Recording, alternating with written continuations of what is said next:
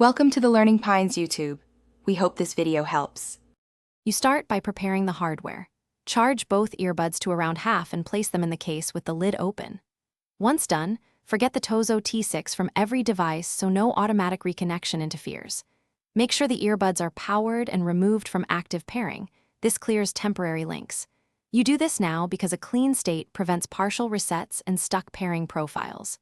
With the case open and devices cleared, you're ready for the manual reset sequence. You now perform the actual reset steps. Take both earbuds from the case and tap each earbud 4 times slowly to enter their local reset trigger. Next, put them back into the case and close the lid for 10 seconds to let internal firmware registers clear and reinitialize. This pauses charges and resets state.